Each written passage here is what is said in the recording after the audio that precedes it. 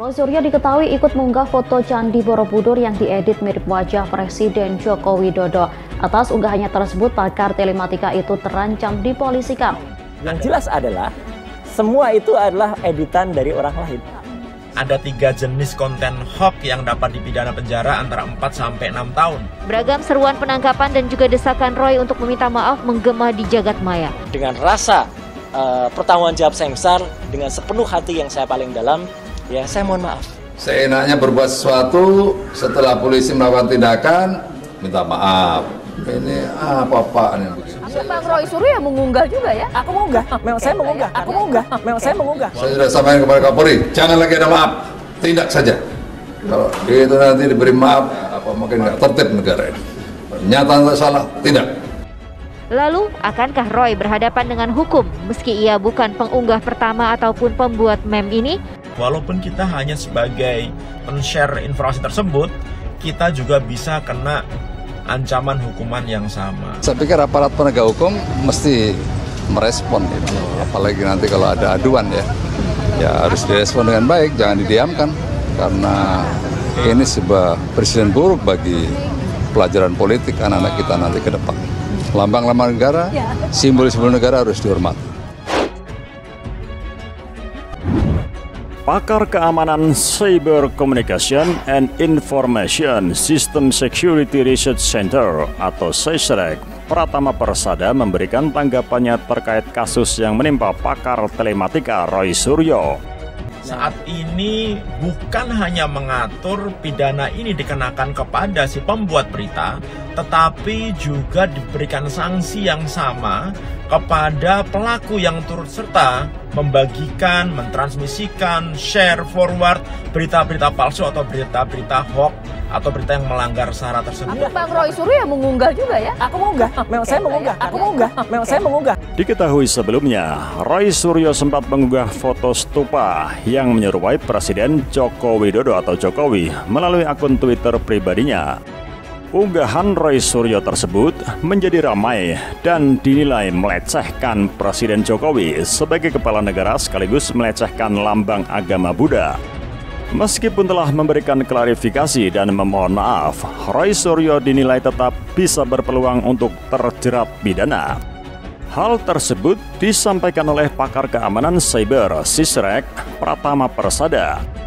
Pratama menyebut berdasarkan Undang-Undang Nomor 19 Tahun 2016 tentang perubahan atas Undang-Undang Nomor 11 Tahun 2008 tentang Informasi dan Transaksi Elektronik atau ITE.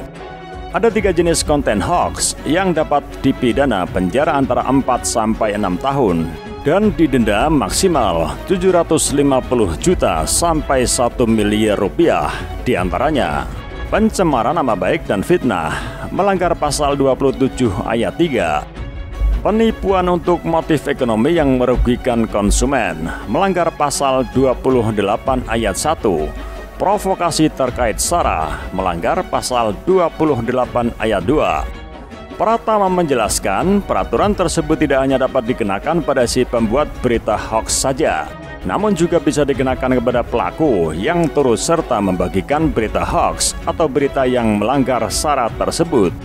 Peraturan-peraturan yang ada terkait berita palsu ini saat ini bukan hanya mengatur pidana ini hanya dikenakan kepada si pembuat berita, tapi juga diberikan sanksi yang sama kepada pelaku yang turut serta membagikan berita hoax atau berita yang melanggar syarat tersebut.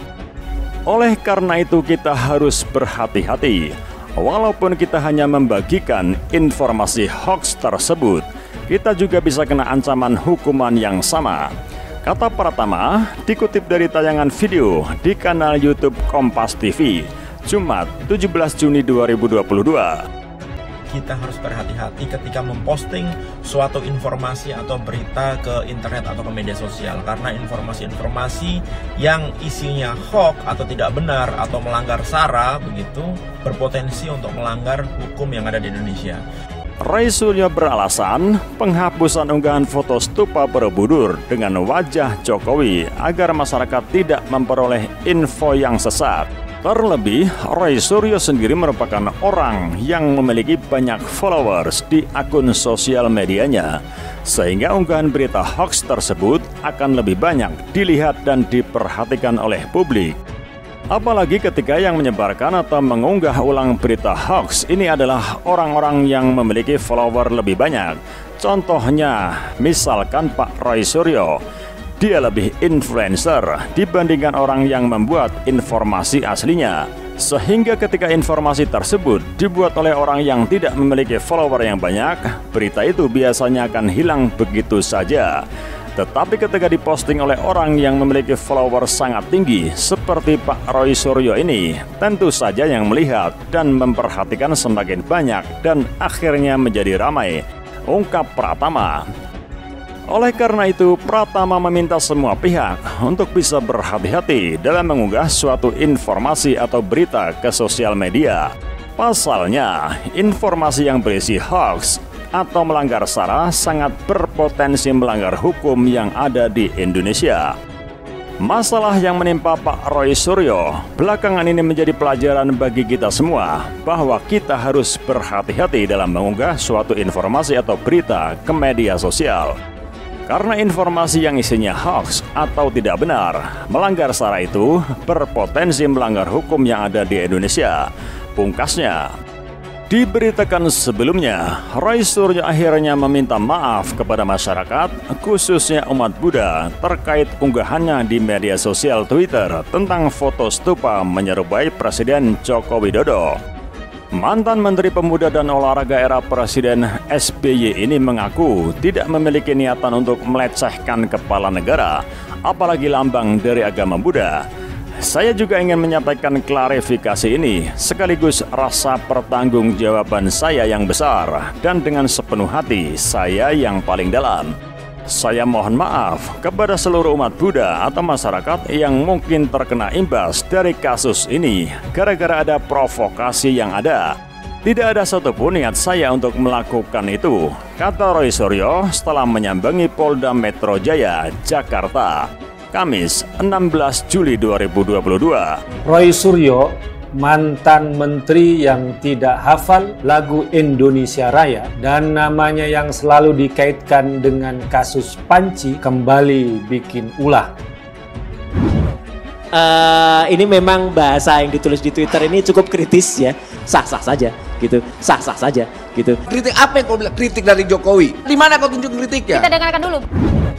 Dia memposting sebuah gambar yang isinya mengedit patung Buddha di Candi Borobudur dengan wajah Presiden Jokowi untuk bahan tertawaan. Saya izin untuk menyampaikan bahwa sekarang ini kalau kita berpendapat, apapun pendapatnya harus didasari oleh alat bukti yang ilmiah dan saintifik. Coba saja Roy Suryo kepalanya atau wajahnya diedit pakai gambar panci. Apa dia juga akan tertawa senang? Bagi teman-teman tuh yang tersinggung, monggo. Silahkan nanti kalau dilaporkan, biarkan hukum aja yang bicara. Nggak apa-apa, kan hidup demokrasi. Saya akan laporkan. Saya akan laporkan kok. Ingat itu. Itu yang namanya diejek, namanya dicemooh, namanya dicaci, dihina, sudah makanan sehari-hari. Biasa Pak? Biasa. Jadi, dan sebetulnya seperti itu, kalau saya mau bisa saja itu dipidanakan. Bisa dipidanakan. Ribuan kalau kayak gitu itu kalau saya mau. Tapi sampai detik ini tersebut kan tidak saya lakukan. Tetapi apapun, negara kita ini negara bangsa yang penuh kesantunan.